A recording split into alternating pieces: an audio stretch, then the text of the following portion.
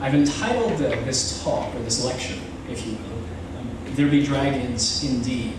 And what I mean by this will become a little bit clearer as the lecture unfolds. So there's much talk about the unrest that is taking place in North Africa and the Middle East. Just the other day, I was sitting in a cafe and preparing this lecture. An individual happened to notice some of the materials that I was reviewing and struck up a conversation with me about the unrest. Now, he was very flattering about the part that's been played by Egyptians, by Tunisians, and by the people across the region. It's flattering because in this case we see them fighting dictators, fighting for freedom. Most people across the world are flattering, and this makes sense. This is reasonable. This is as it should be. And it's as it should be because there is something mesmerizing, there's something captivating, and there's something commendable, if you will, about the commitment to liberty and to justice and to all those high-sounding ideals that we hold dear. At a certain point, however, this individual, this person at the cafe, went from praising the Arab people to condemning the Russians and the Chinese for, as the slogan goes, and as he said, allowing dictators to murder their own people. So obviously he was referring to the resolution that was put forward before the Security Council and the Russian and Chinese votes against it. Now this is an interesting point to me. It's an interesting point because he was clearly supportive of foreign intervention. Assad is a monster, he said, and needs to be removed one way or another. Now his position is not an uncommon one. It's a position that we've heard reiterated several times over by a variety of heads of states across Europe. Media pundits, non-governmental organizations, and even members of the Syrian opposition have been saying just the same thing. If we go by the polls, it seems that Euro-Americans, Westerners, also support military intervention. This itself is also understandable. It's understandable because Westerners are witnessing the heroism that is taking place in Africa, across the Middle East. And this is something that they admire. This is something that they recognize and respect. And on some level, this is something that they would also like to be a part of, to somehow find a way to integrate ourselves, to become a part of this heroism. Now, the desire to be a part of this heroism is precipitating louder and louder calls for military intervention. There is not only a right, but there is in fact a duty to protect civilians. So well-intentioned, undoubtedly. I don't for a second doubt that the person I met at the cafe really, genuinely does wish to help these people. At the same time, the call for intervention seems to be fueled more by a kind of desire to become involved than necessarily to help the people of these nations. Now, there are a few people out there, at least people with a basic education and a minimal understanding of the events that have transpired in the last few years, who would sincerely believe that the UK, that France, and that the US are particularly concerned with Syrian lives. The French, we know, are maneuvering alongside the Brits, who are maneuvering alongside the Saudis, who are maneuvering alongside the Qataris, part of, let's face it, what is a rather satirically labeled Friends of a Democratic Syria coalition, to intervene and overthrow Assad. It would be interesting to consider how many members of this coalition are actually democratic themselves. Well, at any rate, intervention is already happening. So we know that the Gulf states are providing the opposition with weapons. We know that Turkey is providing a safe haven to the opposition across their borders. And we know that Western special forces are supporting the opposition on the ground. Now, these efforts are modeled off the Libyan intervention, an intervention that is highly regarded by the West as a successful one. But I wonder whether or not we should pose questions about this success. For instance, how do we measure success? If we go in terms of human lives, prior to the intervention, the death toll in the death toll in Libya was between 1,000 and 2,000 people. Post-intervention, by the end of it, that number was 10 times greater. Maybe we don't measure it in human lives, maybe we measure it in terms of the nation's future. And direct your attention to this photo. The infrastructure of the nation, and here we're referring to roads, water treatment plants, broadcasting networks, housing developments, and even hospitals were obliterated. So maybe we look at it in terms of social cohesion. Ethnic cleansing in Libya is rampant at the moment. As black Libyans, as black foreign workers are targeted and slaughtered like animals. In terms of rights, we have torture, we have detention without trial, we have execution without trial by the very same group that Britain, France, and many other European states regard as the legitimate government of Libya.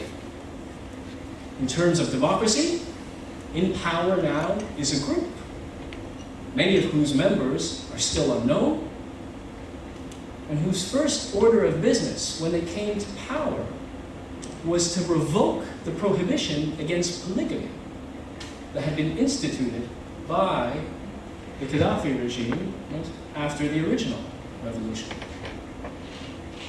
So what is success in these terms? Well, success, as it's been presented to us, is that Gaddafi is dead. This seems a peculiar barometer. And what about Iraq? Another case of intervention. Look at Iraq. Iraq was the jewel of the Middle East. Prior to the first invasion, Iraq was the destination of choice for North Africans, for Middle Easterners, for Africans more generally. For those who were seeking quality education, for those who were seeking medical treatment, for those who wanted to learn about sanitation or industrial diversification, Iraq was the destination. Now, the UN sanctions that were carried out in the 90s decimated everything that had been accomplished. And think about the impact of the sanctions in terms of human lives. We all remember Madeleine Albright, former head of state of the US. And what did Madeleine Albright say? How did she respond when she was questioned? I'm sure many of you have seen this clip. She was questioned on 60 Minutes about the toll, the human toll, the casualty, the high casualty rate that Iraq was suffering as a result of these UN sanctions. The casualty rate was so high that a number of heads of the UN Oil for Food program resigned because they couldn't bear to participate in something that was causing that much suffering. So the journalist asks Madeleine Albright, the toll seems to be somewhere around 500,000 children, not just people, 500,000 children dying as a result of these sanctions. Do you think the price is worth it? And she paused, and she looked at him and said, yes, we believe the price is worth it. 500,000 dead children. The latest invasion, since 2003, completed the devastation, resulting in the fracturing of Iraq along sectarian lines.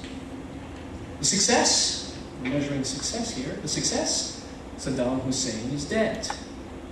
And again, there's that peculiar barometer. And what about Afghanistan? Hamid Karzai is referred to as the mayor of Kabul.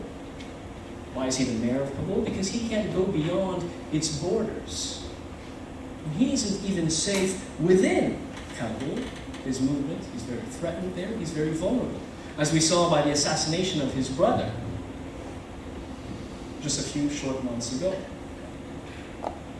So the Brits and the Americans are running away from Afghanistan, achieved little more, jump-started the opium trade, and divvied up, fractured the country into a series, a litter of Bantustans that are run by thugs of the worst kind.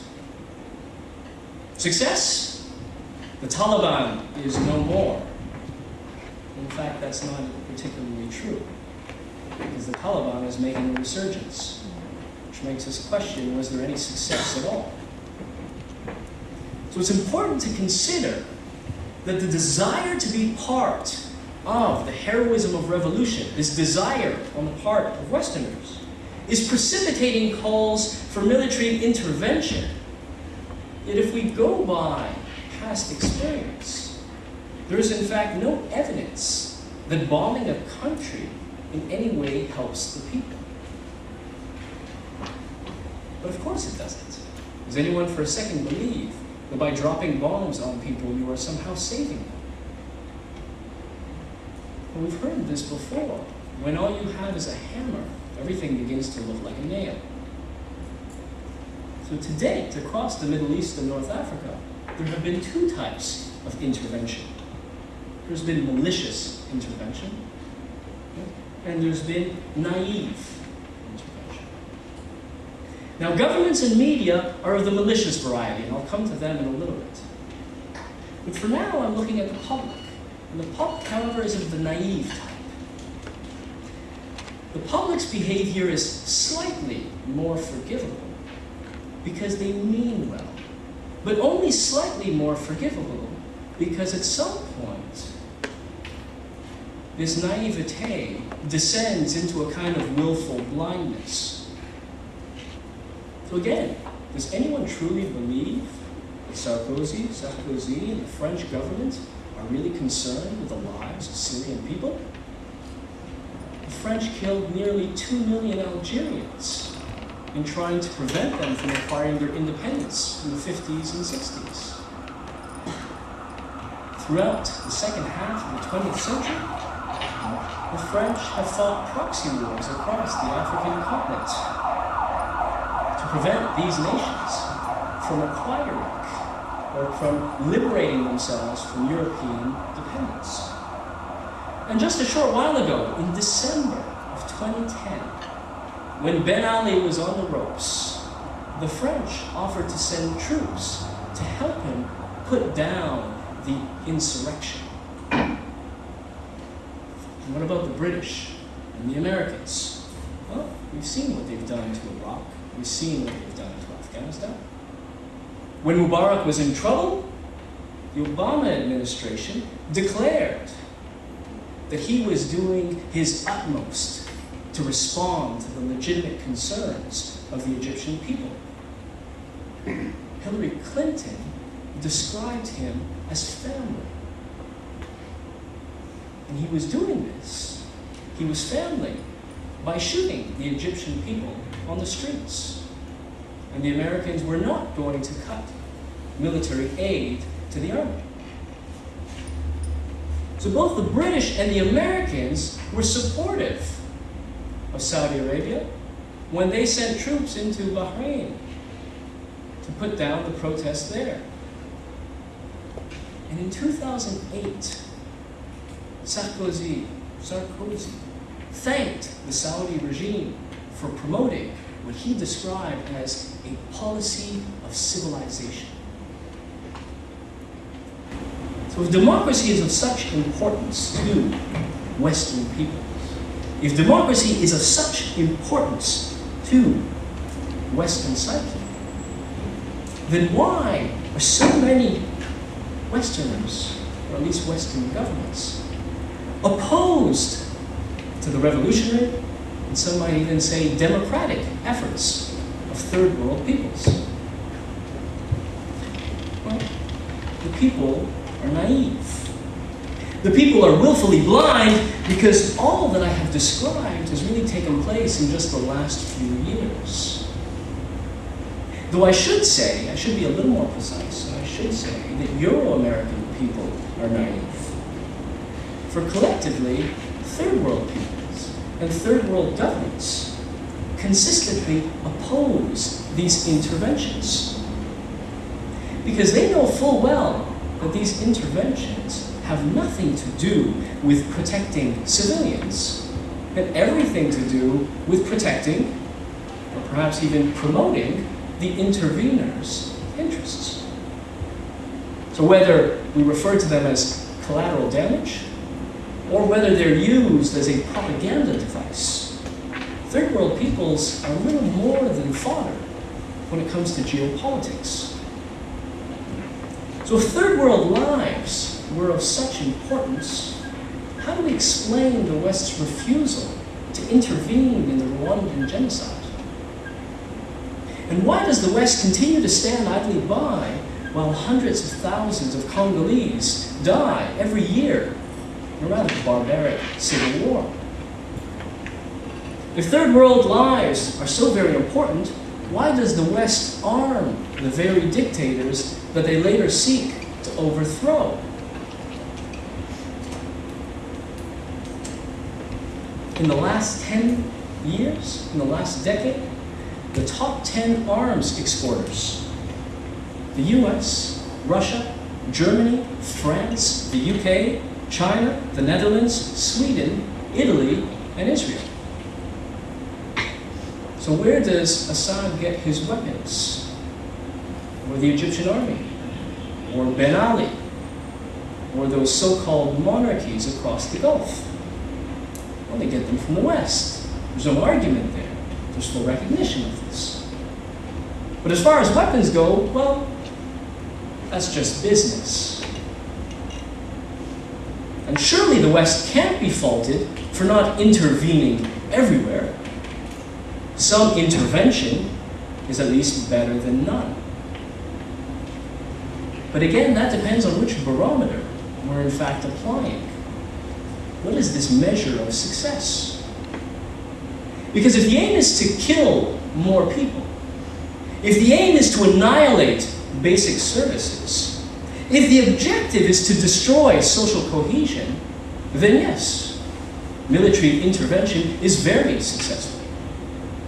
But if the aim, if the concern is the well-being of third world peoples, then intervention does not appear helpful at all. The failure of the UN, as I told our friend at this cafe, is not that it allows petty dictators to run roughshod on their peoples. The failure is that it does not prevent Western states from trampling over third world states or over international law. A declaration was made in Kuala Lumpur in 2003 by the Non-Aligned Movement, an organization of third world states. And they said, the governments of the Non-Aligned Movement reject the so-called right of humanitarian intervention, which has no basis either in the United Nations Charter or in international law. Third world knows all too well that humanitarian intervention only travels one way, from north to south. I quote Professor Jean Bricmont, who said, nobody expects Bangladesh to interfere in the internal affairs of the United States. Nobody is going to bomb the United States to force it to modify its immigration or monetary policies because of the human consequence of such policies on other countries. So in the last year, repeated bombings, invasions by the US and the UK in Afghanistan, Iraq, Sudan, Pakistan. Since 2006, attacks by Israel against Syria, against Lebanon, and against Palestine. The ongoing threats by the US and Israel against Iran, the policy of assassination, and the economic sanctions that have been leveled against it. None of these incidents have been dealt with by the international community. No one has called for third world peoples to be protected from American, British, or Israeli aggression. Doctrines of humanitarian intervention, the right to protect, which we've all heard so much about, seems to be a tool that is used to legitimate breaches of third world nation sovereignty. We have to understand that sovereignty doctrine isn't simply a legal fiction. Sovereignty doctrine is a form of protection that was created to ensure that weak states are not abused by stronger ones. You cannot violate their sovereignty, regardless as to what you happen to think of them. Third world states are presumptively opposed to humanitarian intervention because the last thing a former colony wants is a formal colonial power interfering in their affairs yet again. So such protection is necessary because of the naivete of Euro-American people. And this naivete facilitates the maliciousness of Euro-American states.